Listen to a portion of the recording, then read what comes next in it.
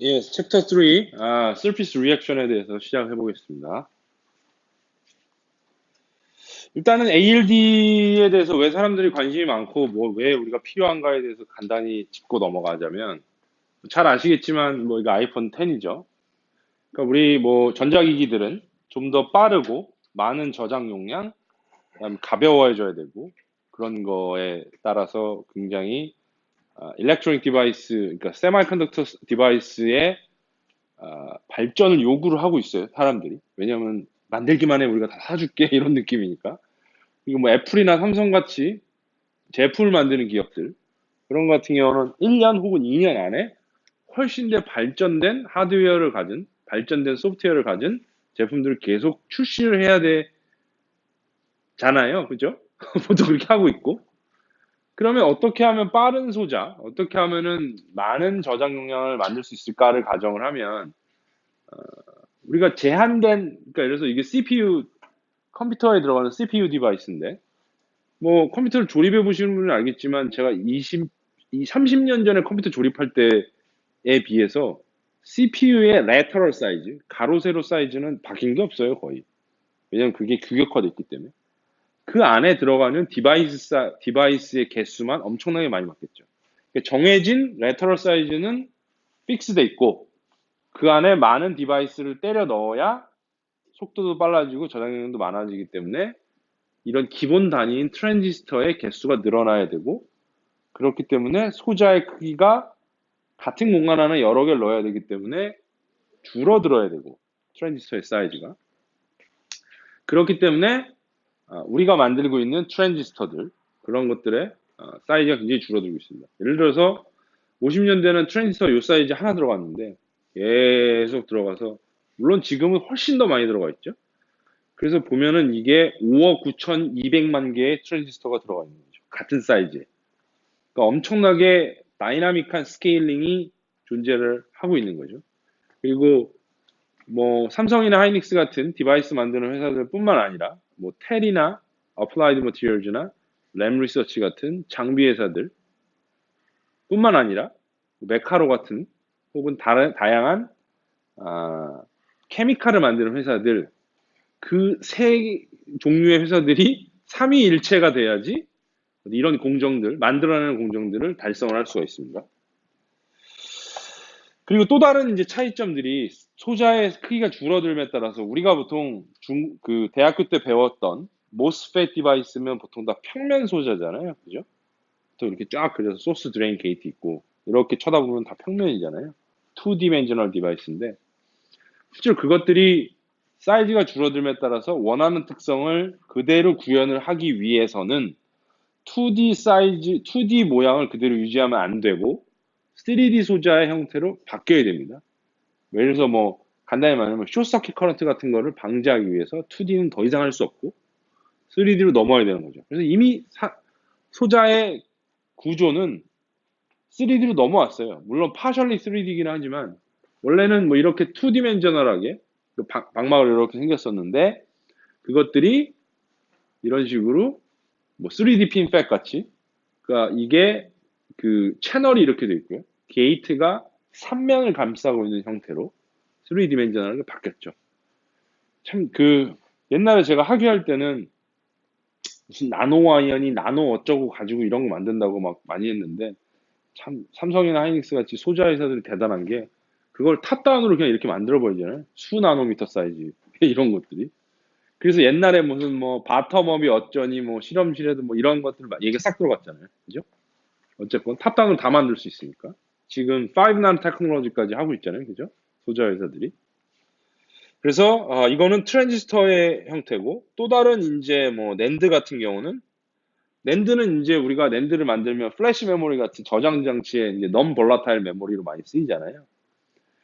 그런데 이제 그 여러 가지 뭐 응용처가 있긴 한데 트랜지스터나 낸드 플래시 메모리 같은 경우가 요새, 그러니까 소자 회사들이 한 단계 퀀텀 점프를 할 수 있었던 이유가, 첫 번째 같은 경우는 PC의 보급. 너도 나도 다 PC를 샀잖아요, 집에서. 그럼 CPU 하나씩 다 들어가니까, 그럼으로 해서 뭐 D램도 하나씩 다 들어가고 삼성이나 인텔, 하이닉스 같은 회사들이 돈을 많이 벌었죠. 그 다음에 붐업이 스마트폰이죠. 그렇죠? 너도 나도 스마트폰 하나씩 다 사고 두 개 사고 세 개 사고 하잖아요. 그 다음이 뭘 것 같으세요? 다음에 붐업? 그렇죠. 잘 알고 계시네. 보통 사람들은 자동차가 어쩌니 막 이런 얘기를 많이 하는데 물론 그게 될 수도 있어요. 저는 미래 보면 그렇게 될 것 같다고 생각하거든요. 근데 요새 대부분의 데이터 스토리지나 혹은 AI나 뭐 여러 가지 우리가 그러니까 아주 많은 연산을 처리해야 되는 케이스들이 생기는데 그게 우리가 갖고 있는 퍼스널 디바이스에서 이루어지는 게 아니라 다 원격에 있는 서버에서 이루어지고 그거를 우리가 단말기처럼 받아서 쓰는 형태잖아요. 그렇기 때문에 그런 데이터 센터를 건설할 때 굉장히 많은 디바이스들이 필요로 하게 됩니다. 최근에 네이버가 용인에다가 만들려고 했다가 주민들이 반대해서 왜 반대한지 모르겠어. 참 거기 왜 반대한 이유 보셨어요? 전기만 끌어다 쓴다고 그랬던 것 같은데. 아니 뭐 거기 데이터 센터에서 전자기파가 나온대요. 근데 사실은 잘 아시겠지만 전자기파 나오면 그거 냅두겠어요? 당연히 차폐하지. 뭐 잘 아시겠지만 스킨뎁스라고 아시잖아요. 일렉트로마그네틱 웨이브가 메탈을 뚫고 못 들어가잖아요. 왜 프리 일렉트론 때문에? 그 당연히 차폐가 돼서 그래서 엑스레이 찍을 때 우리가 공항에서 노트북 다 꺼내놔야 되는 이유가 그런 것 때문에 그런 거잖아요. 그러니까 그것도 참 과학적이지 않은 이유로 반대를 하는 거야. 그죠? 저는 그렇게 생각해요. 물론 데이터 센터가 들어옴으로 해서 뭐 교통이 막힌다. 혹은 다른 무슨 아주 뚜렷한 이유가 있다라고 해서 반대를 하면은 거기 사시는 분들이니까 오케이. 근데 과학적이지 않은 말도 안 되는 이유로 반대를 하는 걸 보니 참 맹목적으로 믿는다. 슈도 사이언스와 똑같은 거예요. 한 번 더 생각해보고 자기가 배운 것과 이걸 연결할 수 있는. 버렸어요, 팔찌? 아직 차고 있어요? 이렇게까지 얘기했는데 아직 차고 있다는 거는 제가 어떻게 하실 수는 없습니다. 예. 뭐 알아서 하는 거죠. 예. 라돈에 노출돼서 폐암 걸리는 거지 뭐. 자, 그래서 낸드 플래시 메모리 같은 경우도 3디멘전으로 바뀌고 있습니다. 왜냐하면 저장 용량이 커져야 되기 때문에. 요새 다 SSD 쓰잖아요. 그죠? 솔리드 스테이트 디스크 쓰죠. 마이크로 패브리케이션은 잘 알고 계시죠? 그래서 뭐 이거 한번 뭐 동영상인데 마이크로 패브리케이션은 이 세 가지의 서브 프로세스로 이루어져 있죠. 보통 디파지션, 포토리사라피, etching 이렇게 이루어지죠. 물질을 증착하고 패턴을 만들고 불필요한 부분을 없애고 다시 물질 증착하고 패턴을 만들고 불필요한 부분을 없애고 계속 그거 하잖아요. 그죠? 이게 대량 생산을 하이 볼륨 매니팩처링을 하기 위해서 필요한 겁니다. 이게 인텔에서 만든 건데 나중에 심심한 건 보세요. 아시죠? 넘어갈게요. 그러면 도대체 왜 ALD가 중요한가를 생각을 해보면 컨포멀 코팅에서의 한계점이 많이 드러납니다. 보통 우리가 방막 증착으로 많이 사용하는 방법은 스퍼터링, PBD 방법이라고 하죠. 피지컬 베이퍼 데포지션. 그다음 CBD, 케미컬 베이퍼 데포지션 방법이 있죠. 두 가지 방법이 있는데 사실은 저 방법들이 이런 한계를 가지고 있습니다. 컨포멀리티. 예를 들어서 우리가 3디멘저널로 디바이스를 만들어야 되는데 거기다 방막을 균형이 중착이 되는데 얘는 방막을 균형이 중착을 못해요. 왜냐하면 가스 페이스 리액션 때문에 뒤에 나오겠지만 그렇기 때문에 이렇게 컨포멀하게 증착할 수 있는 무언가가 필요하게 되는데 그게 ALD가 그런 걸 할 수가 있는 거죠. 왜 할 수 있는지는 뒤에 나옵니다. ALD는 그럼 언제부터 나왔냐? 보통은 이제 1970년대에 닥터 투오머 순툴라라는 분이 핀란드 분이에요. 휘바. 핀란드, 휘바 아시죠? 휘바가 자일리톨 선전 나올 때 나왔잖아요. 그게 휘바가 그냥 오케이 굿 이런 뜻이죠. 그냥 되게 가볍게 쓰는 거. 왜냐하면 제가 스탠포드 있을 때 옆자리 애가 핀란드였거든요. 핀란드에 있는 박사 지도 교수님이랑 스카이프 하는데 휘바 계속 이러더라고요. 어쨌건 그래서 그분이 만들어서 제안을 했었는데 사실은 1960년대에 소련에서 몰리큘러 레이어링이라는 컨셉이 이미 나왔어요. 근데 뭐 잘 아시겠지만 저 때는 소련이 밖으로 오픈된 상태가 아니었기 때문에 몰랐었고, 그래서 처음에는 아토믹 레어 에피텍시라는 컨셉으로 나왔었습니다. 그래서 어떨 때 쓰였냐면 일렉트로 루미네센스 디바이스에 사용이 됐었어요. 왜냐하면 이 설파이드를 루미네센스 레이어로 써야 되는데 대면적에 배치 프로세스를 할 수 있는 방법을 개발하다 보니까 ALD를 만들어낸 거예요. 아시겠죠? 그래서 뭐 이런 사진들. ALD는 뭐냐? 그래서 이게 이제 ALD 동영상인데요. 베넥이라는 회사에서 만든 건데 TiCl4랑 그 다음에 워러를 사용한 TiO2를 증착하는 프로세스입니다. 그래서 워러가 와서 악시데이션 시켜주고 다시 TiCl4가 오고. 그러니까 프로세스를 보자면 서브스트레이트가 있고 프리커서가 와서 흡착이 되고 흡착이 되지 않은 프리커서들을 펌핑 아웃하고 다시 리액턴트가 익스포저 돼서 악시데이션이나 리덕션이 일어나고 그리고 더 들어온 리액턴트가 다시 펌핑 아웃돼서 떨어지고 요게 한 사이클입니다. 요걸 계속 반복하는 거예요. 무슨 말인지 아시겠죠? 그래서 순전히 표면 반응에 의해서만 방막이 증착되기 때문에 굉장히 높은 컨포멀리티를 갖게 됩니다. 그리고 굉장히 사이클로 조절하기 때문에 아토믹 그러니까 옹스트롱 레벨로 thickness를 조절할 수가 있어요. 그리고 되게 넓은 범위의 유니포미티를 달성할 수가 있습니다. CBD는 엊그제 배우셨죠? 그렇죠? CBD는 뭐 가스 페이스를 이렇게 보내서 디퓨전에서 서피스 와가지고 증착이 되는 뭐 이런 프로세스입니다. 보시고 ALD는 CBD랑 어떻게 다르냐? 사실 ALD가 CBD의 어떻게 보면 사촌벌인데요. ALD와 CBD의 가장 큰 차이점이 요겁니다. 이거 뭐예요? 투자자님? 눈이 오는 거죠. 그렇죠. 얘는 뭐죠? 서리. 그러니까 CBD는 눈이 오는 거고 ALD는 서리가 끼는 거예요. 그러니까 다시 말하자면 CBD는 공중에서 가스 페이즈에서 어떤 리액션들이 일어나서 그런 것들이 필름으로 떨어져 내려오는 거고요. ALD는 표면 반응으로만 인해서 표면에서 얼음으로 바뀌는 거예요. 그러니까 표면에서 필름 페이즈로 바뀌는 거를 ALD라고 합니다. 그렇기 때문에 얘는 오로지 서피스 리액션으로만 일어나는 거고 CBD는 가스 페이즈 리액션 플러스 서피스 리액션도 같이 일어나요. 두 개 다 일어납니다. 그러니까 다시 말하자면 예를 들어서 눈이 오거나 이렇게 할 때 여러분들 밖에 나가서 보면 모서리라든지 뾰족한 부분 이런 데 얼음이 잘 얼고 걔만 보이잖아요. 왜냐하면 거기가 서피스 에너지가 굉장히 높아요. 많이 드러나 있으니까 앞에서 배웠던 것처럼. 그렇기 때문에 거기 주도적으로 걔가 눈이나 얼음이 먼저 와서 붙거든요. 그래서 거기만 주도적으로 커지게 되죠. 그렇기 때문에 여러분들이 3디멘전한 나노 사이즈 패턴을 해서 CBD를 하더라도 오버행이라고 하는 것처럼 입구 쪽에 막 더 붙는다던가 하는 이유가 눈이 와서 날라붙기 때문에 서피스 에너지가 높은데 먼저 갖다 붙거든요. 그렇기 때문에 컨포멀한 필름을 만들 수가 없습니다. 근데 ALD는 서피스 리액션에 의해서만 방막을 만들기 때문에 굉장히 컨포멀한 필름을 만들 수 있죠. 그래서 컨포멀리티를 비교한 그림인데요. 왜 이렇게 좀 흐리지? PBD 같은 경우는 직진성이 있기 때문에 보이는 데밖에 증착이 안 돼요. CBD 같은 경우는 가스 페이스 리액션 때문에 보이는 데가 주로 증착이 되지만 안쪽으로 좀 들어오지만 완벽하게 증착이 안 됩니다. ALD는 완벽하게 컨포멀하게 증착이 되죠. 서피스 리액션에 의해서만 일어나기 때문에. 졸겔 메소드는 물론 솔루션에 의해서 일어나기 때문에 컨포멀하게 증착이 되지만 슈퍼필이라고 하는 이런 현상들이 발생하기도 합니다.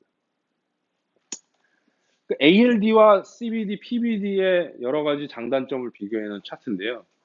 다 있는데 다 좋아. ALD, 서피스 리액션, 그로스 템퍼러처 500도 미만은 낮고, 스텝 커버리지 컨포멀하게 엑설런트하게 좋고, 임퓨리티 뭐 1% 미만은 좋고요. thickness 컨트롤, few 옹스트롱을 좋고, 그 다음에 웨이퍼 유니포미티 굉장히 좋습니다. 디스플레이에서도 갖다 쓰려고 하기 때문에. 근데 그로스 레이트가 굉장히 느리죠. 왜냐하면 방막의 퀄리티가 높고 레이어 바이 레이어로 키우기 때문에 굉장히 그로스 레이트이 낮아요. CBD랑 PBD에 비해서. 근데 아시겠지만 그로스 레이트는 일드와 연관이 있기 때문에 실제로 산업을 하시는 하이 볼륨 매니팩처링을 하시는 분들한테는 굉장히 큰 걸림돌이죠. 그렇죠? 다 좋은데 느려. 그래서 사실은 ALD가 옛날부터 연구가 많이 됐음에도 불구하고 실제로 현업에서 진짜로 쓰기 시작한 건 2007년? 어디서 먼저 쓰였을까요? 아세요? 부장님 아세요? 어? 아닌데요? 그건 요새 쓰이는 거죠. 그래? 아, 그럼 제가 모를 수도 있어요. 죄송합니다. 보통 퍼블릭한테 알려져 있기로는 인텔에서 하프늄 억사이드를 ALD로 처음으로 인트로덕션 했어요. 그 DPT가 ALD에 어떻게 보면 브렉스루를 만든 놈은 맞는데 제가 알기로는 하이케이 하프늄 억사이드가 그거보다 조금 먼저 쓰였다고 알고 있어요. 근데 그래서 삼성에서 공개를 안 했다면 뭐 그럴 수도 있는 거죠. 네, 공개된 거를 기준으로 따졌을 땐 요새 많이 쓰여요. 그럼 왜 많이 쓰일 것 같으세요? 부장님 요새 왜 많이 쓰일 것 같으세요? 하이어 스펙 아닌데. 옛날에도 하이어 스펙 레이쇼 요구가 많이 있었잖아요. 근데 요새 더 이제 그렇죠. 네. 근데 저는 다른 더 이유가 있다고 생각해요. 근본적인 이유. Not too thin and slow anymore. 이게 뭔지 아세요, 이거? 이거 뭐라고 써있어요? 혹시 쉐일 가스라고 들어보셨어요? 쉐일 가스? 들어봤어요? 아들이 물어보면 어떻게 하려고. 아빠, 쉐일 가스의 혁명이 뭐야? 왜 미국이랑 중동이랑 이란이랑 싸워? 이렇게 물어보면 어떻게 하려고. 그러니까 보통은 타이톨이라고 크루드 오일을 우리가 뽑아낼 때 그냥 중동에서 하듯이 오일이 기름이 지하수처럼 이렇게 뭉쳐있는 레저버에다가 파이프 받고 그냥 뽑아내잖아요. 그래서 이제 썼죠. 그래서 기름을 그냥 정유를 해서 각각의 끓는 점에 따라서 분류를 해서 휘발유, 디젤, 뭐 항공유 이렇게 해서 팔죠. 등유 이런 거. 근데 미국 애들이 예전부터 연구 개발을 많이 해서 다른 데 존재하는 기름들, 예를 들어서 암석에 스며들었던 기름들, 모래와 섞여 있는 기름들, 이런 것들이 굉장히 많거든요. 그러니까 물이 이렇게 뭉쳐 있는 거 말고 그런 거를 어떻게 기름으로 바꿀 것인가에 대해서 연구 개발을 굉장히 많이 했어요. 상당히 애들이 똑똑해. 참 애들이 참 굉장히 그 엑소모빌이나 이런 데서 많이 했는데 그거를 쉐일 오일이라고 해요. 그래서 그런 쉐일 가스를 뽑아내는 거를 쉐일 오일이라고 하는데 그게 왜 안 쓰였냐면 단가가 안 맞았던 거야. 기술은 좋은데 너무 비싸. 기름값에 적합치가 않아요. 그때 당시에. 근데 기름값이 이미 너무 비싸졌어. 그래서 셰일가스도 이제 단가가 맞기 시작하는 거야. 그래서 미국이 셰일가스를 갖다 팔면서 옛날에 중동의 문제에 연관돼 있는 이거 기름 때문인 거 아시죠? 미국이 이라크에서 전쟁하고 뭐 이런 것들이 다 중동의 그런 패권을 자기가 쥐고 흔들어야지 기름을 조절할 수 있고 그래야지 세계 경제를 조절할 수 있으니까. 근데 이제 그렇게 안 해도 되는 거야. 자기네들이 셰일가스 생산량이 엄청 많아졌어요. 근데 또 참 대단한 애들인 게 그럼 자기네들은 타이트 오일 없냐? 땅에 묻혀 있는 거 없냐? 겁내 많아요. 안 써. 왜 안 쓰냐? 우리 아들, 아들의 아들, 아들의 아들의 아들, 아들의 아들의 아들이 써야 되니까. 굉장한 나라죠? 네. 그래서 자기네들은 그 오일 안 써요. 셰일가스 오일만 그냥 갖다 해가지고 파는 거지. 그죠? 참 그렇게 해야 되는데 우리 국회의원들은 뭐 하고 있는지 몰라, 정치인들은. 그죠? 답답하네. AL도 똑같아요. 옛날에 만들었는데 비싸. 단가가 안 나와. 일드가 안 나와요. 왜냐면 피크니스가 그때 당시 증착할 때는 두껍기 때문에. 근데 ALD는 옹스트롱 퍼 사이클 막 이렇게 나오잖아요.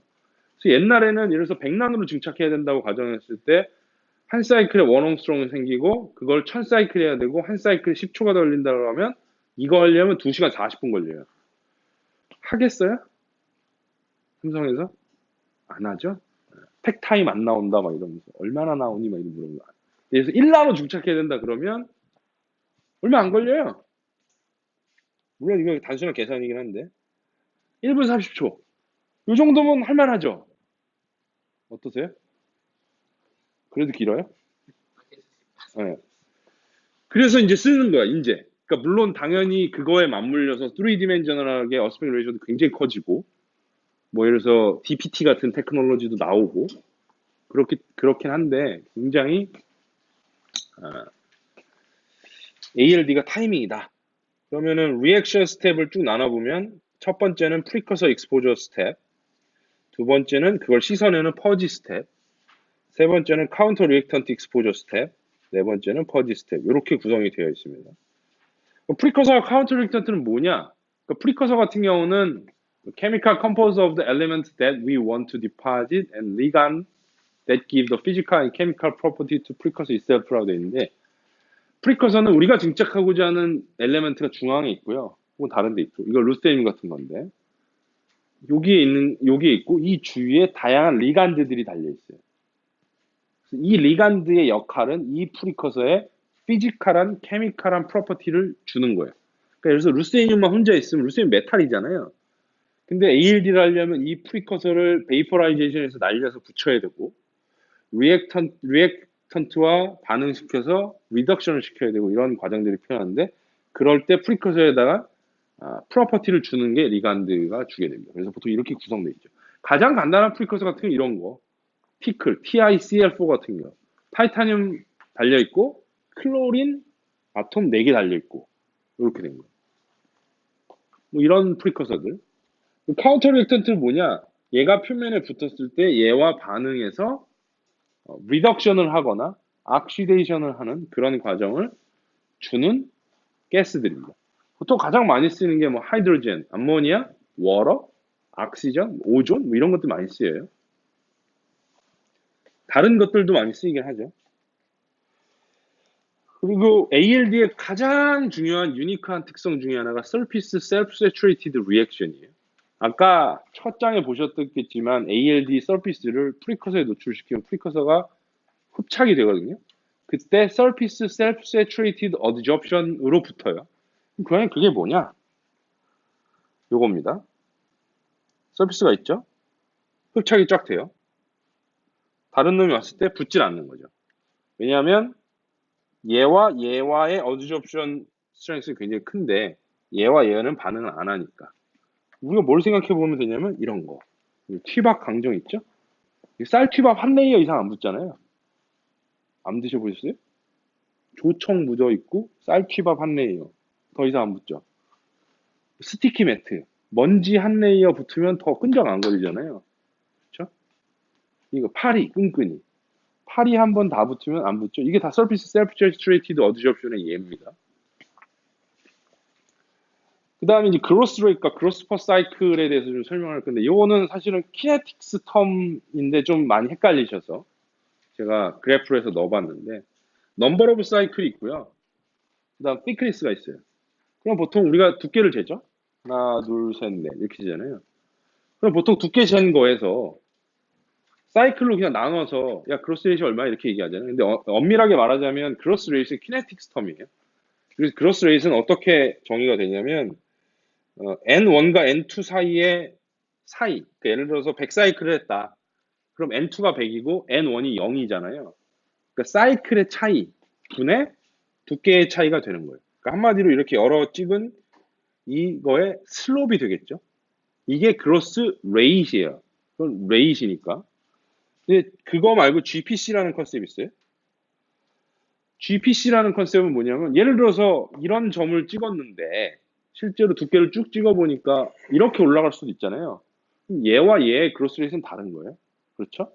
그러니까 시작점이 0보다 더 클 수가 있어요. 뒤에 나오겠지만 이거 뉴클리에이션 인큐베이션 때문에 그런 건데 그러면 그로스 레이트는 얘 차이가 있는데 GPC라는 컨셉은 단순히 단위 요 사이클에서 몇 나노미터가 쌓였냐를 그냥 간단히 나눠줘서 쓰는 표현이에요. 그걸 GPC라고 그러죠.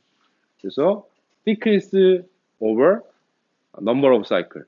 이런 케이스 같은 경우는 GPC와 그로스 레이트이 같을 수가 있는 거죠. 그렇죠?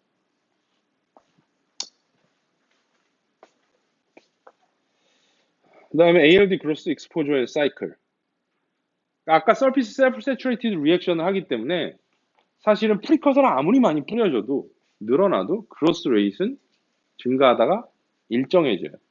여기까지는 어드접션 사이트를 다 못 채우고 있다가 쭉 증가하면서 다 못 채우고 있다가 다 증가해서 다 채워졌죠.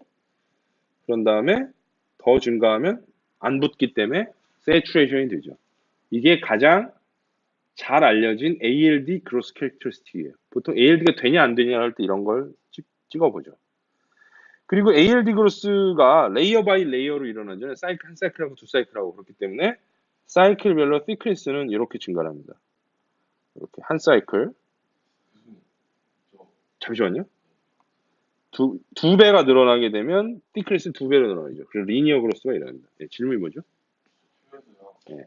그로스 레이시 시츄에이션이 네. 되는데 저희 계속 가다 보면 증착이 안 되는 거잖아요.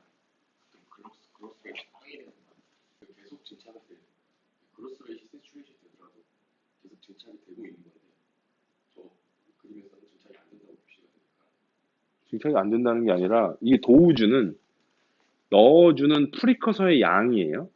프리커서가 양이 많아져도 그로스 레이트이 늘어나지가 않는다는 거죠. 그러니까 예를 들어서 여기는 그로스 레이트 1 옹스트롱 퍼 사이클인데 우리가 프리커서를 10초 노출하는 거를 1분 노출을 해도 세츄레이션이 되면 그로스 레이트 그냥 1 옹스트롱 퍼 사이클이에요. 증착이 안 된다는 소리가 아니라 그로스 레이트 일정하다는 소리죠. 무슨 말씀인지 이해가 되세요? 물론 이걸 thickness를 표현을 해도 돼요.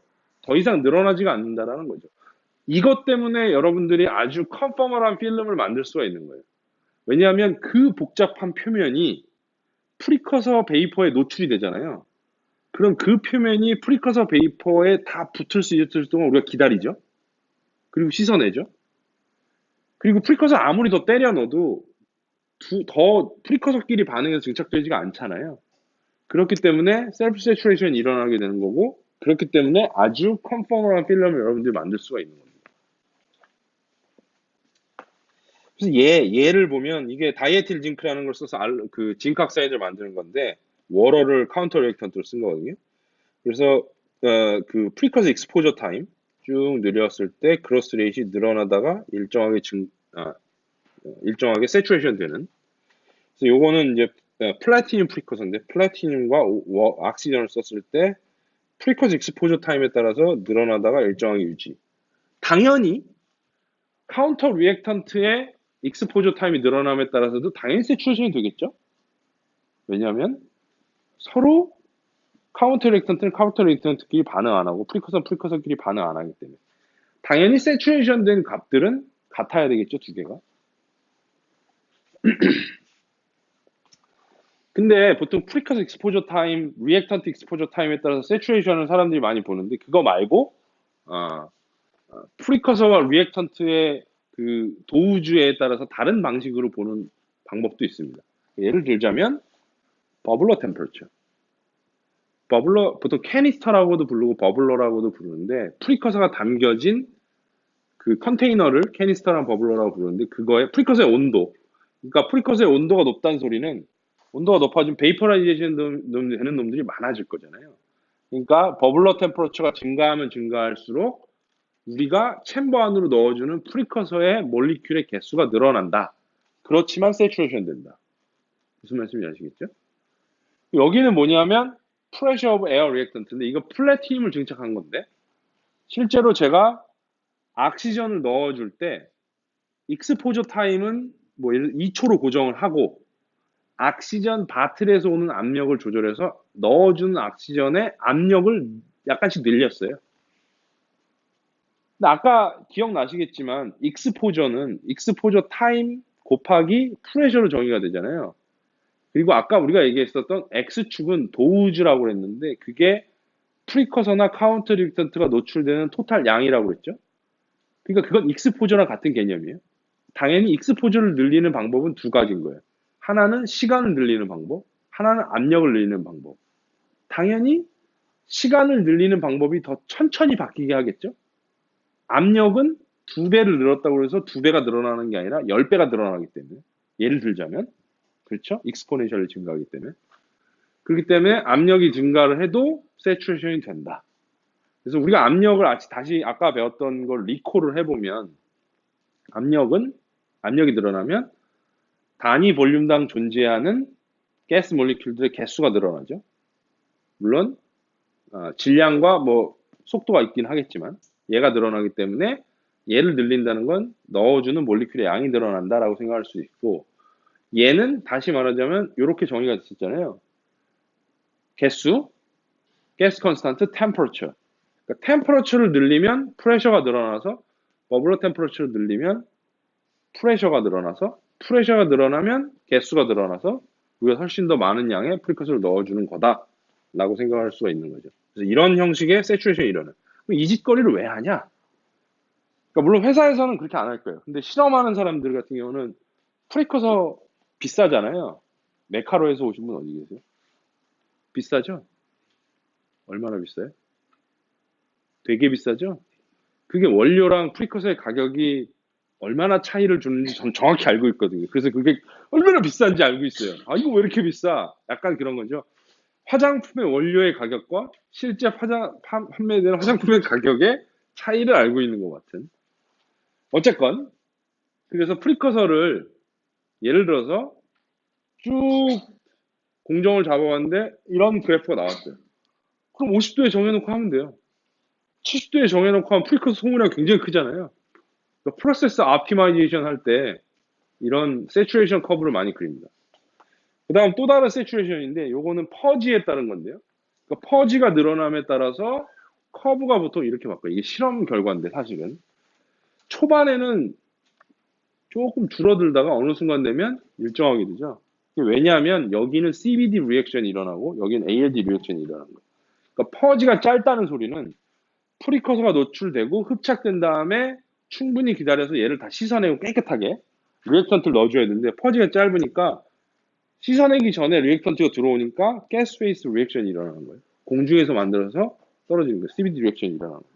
그래서 높고 그러다가 충분히 길게 하면 일정하게 유지되죠. ALD 리액션 리짐으로 들어오니까. 이거 왜 필요하냐? 실험시키면 보통 그런 애들이 있어요.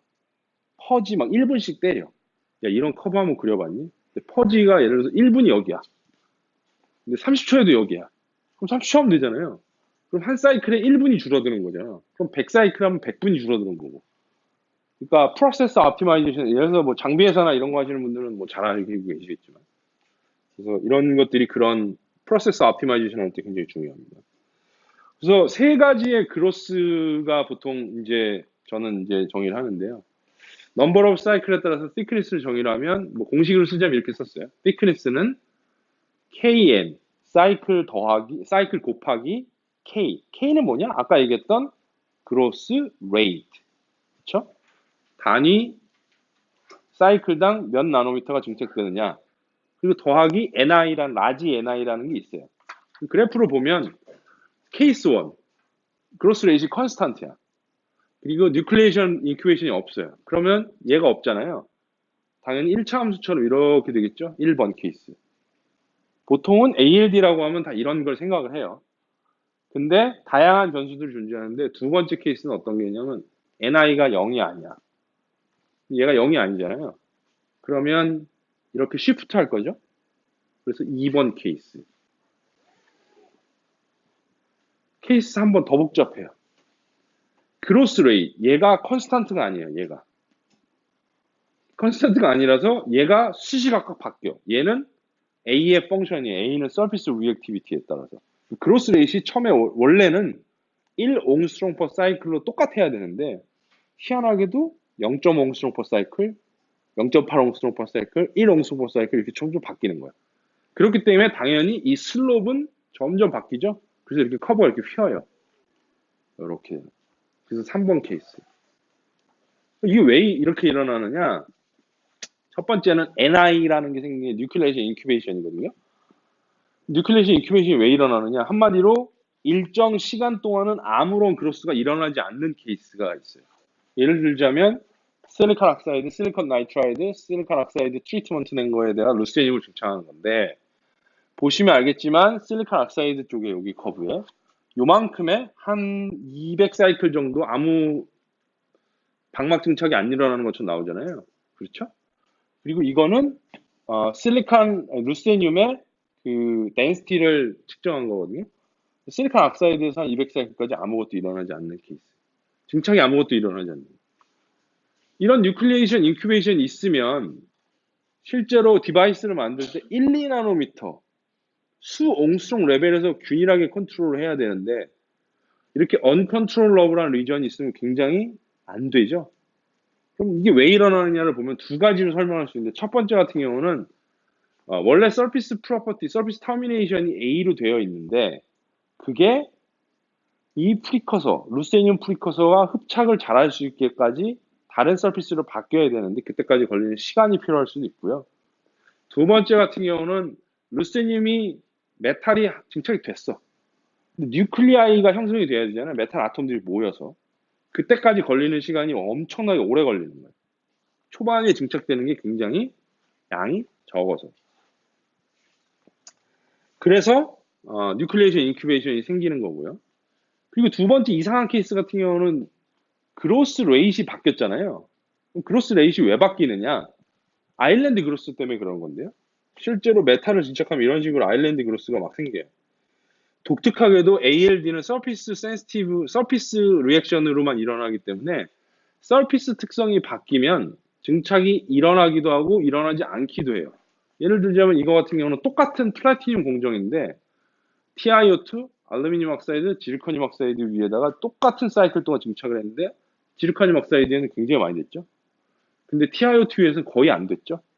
이게 왜냐하면 서피스와 얼마나 프리커서가 카운터 리액턴트 리액션 하느냐에 따라 달린 거예요.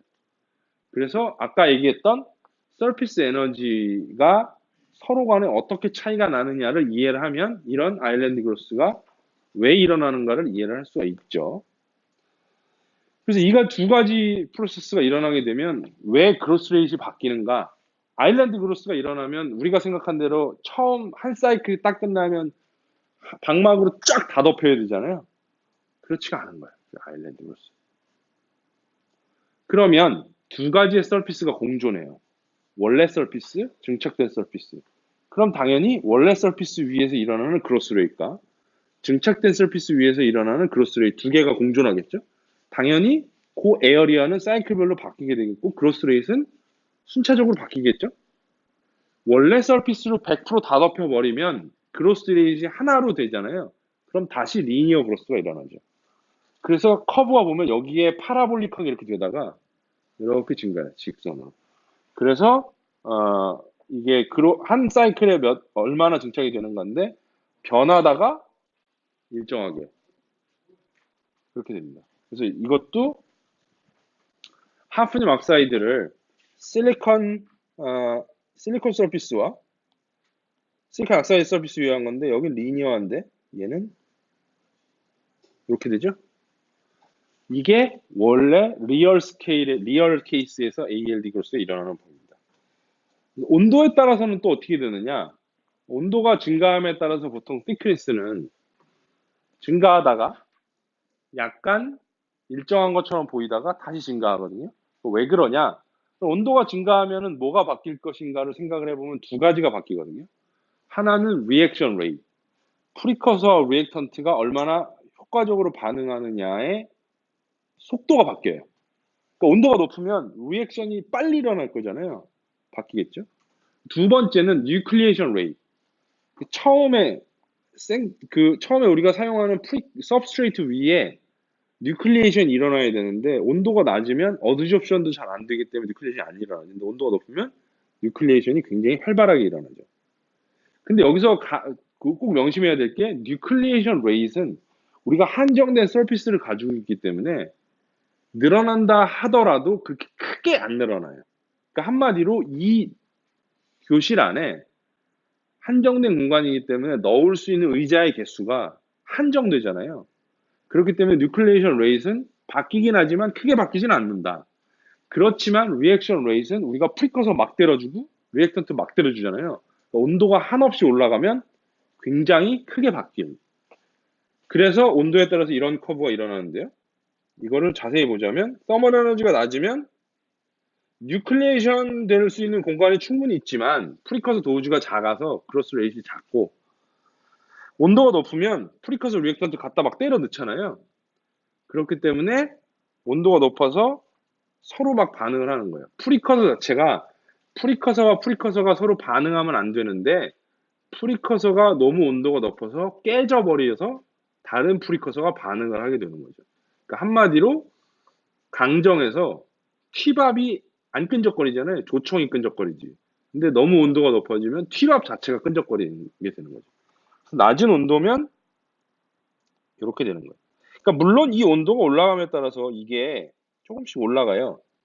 왜냐하면 어느 정도 일정한 범위 내에서는 온도가 올라가게 되면 뉴클리에이션 레이트, 한마디로 이 교실 안에 의자가 하나 두 개씩 늘어나게 되거든요. 그래서 조금씩 증가를 하게 되다가 온도가 너무 높아지면 프리커서가 스스로 끈적거려서 보통 그걸 디컴포지션이라고 그러거든요. 그게 일어나서 서로 반응을 해서 두께가 확 증가를 하게 되죠. 그래서 다양한 그로스 타입들이 있는데 방금 앞에서 얘기했던 건 이런 거. 초반에는 서머 에너지가 낮았고 높으면 디컴포지션이 일어나는 케이스. 그런데 온도가 낮을 때 오히려 두께가 두꺼운 케이스가 있어요. 컨덴세이션. 그러니까 프리커서가 케미 접션이 일어나는 게 아니라 그냥 가서 온도가 낮아서 붙어버리는 거예요. 온도가 높으면 떨어지는 케이스도 있어요. 이거는 디컴포지션이 아니라 붙었다가 서머 에너지를 많이 받아서 다시 디접션이 일어나서 날아가는 케이스. 그래서 예를 보자면 뭐 여기서 일정하다가 감소하고 다시 감소하는 이런 케이스가 있고요.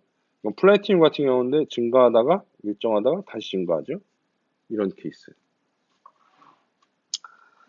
이 GPC에 대해서 얘기를 해볼 건데 옛날 ALD를 강의를 하면 GPC에 대해서 사람들이 질문을 많이 해요. 야, 크로스레이시 예를 들어서 플래티늄을 증착을 한다고 했을 때 이걸 보면서 얘기했어요. 플래티늄의 아토믹 레디어스는 139 피코미터거든요. 그러니까 당연히 다이아미터는 이거의 2배가 되겠죠. 그러니까 언뜻 생각을 하면 야, 한 레이어 한 레이어씩 쌓인다며 그럼 그로스 레이시 이거의 2배, 139 피코미터의 2배면 2.78 옹스트롱이죠. 278 피코미터니까. 2.78 옹스트롱 퍼 사이클이 돼야 되는 거 아니니 한 레이어 한 레이어씩 쌓이니까. 그렇죠? 근데 왜 그거보다 작고 0.5 옹스트롱 퍼 사이클이 되니? 라고 물어보거든요. 근데 이게 왜 그럴까? 보통 대부분의 ALD 프로세스에서 GPC는 그 원 레이어의 오리지널 티크니스보다 작아요. 왜 그럴 것인가? 이것 때문입니다. 스테릭 힌드런스 때문에. 비행기를 타게 되면 이런 사람들 옆에 타보셨어요? 타보셨어요? 저 한번 타봤거든요. 저도 좀 등치가 큰 편이에요. 저도 좀 어깨가 넓고 등치가 커가지고 타자마자 어깨 싸움 바로 시작하거든요. 물론 비즈니스를 타면 그렇게 안 해도 됩니다. 예. 연구비가 많은 비즈니스를 탈 수 있죠. 그래서 프리커서들도 흡착이 되면 주위에 리간드들이 붙어 있기 때문에 어드접션 사이트가 촘촘하게 있음에도 불구하고 서로 어드접션을 방해하게 돼요. 그렇기 때문에 100% 커버리지가 나올 수가 없어요. 그래서 여기 보시면 알겠지만 이렇게 돼 있죠. 그래서 GPC가 원 모노레이어보다 작게 돼요. 직관적인 예를 보여드릴게요. 제가 실험한 뭐 결과 중에 하나인데 실리콘 프리커서가 이렇게 있어요. 이게 흡착이 됐을 때 위에서 바라보면 이렇게 되거든요. 그래서 요거를 간단화하면 이런 식으로 보여요. 요거를 몬테칼로 시뮬레이션으로 그냥 표면에 붙여봤어요.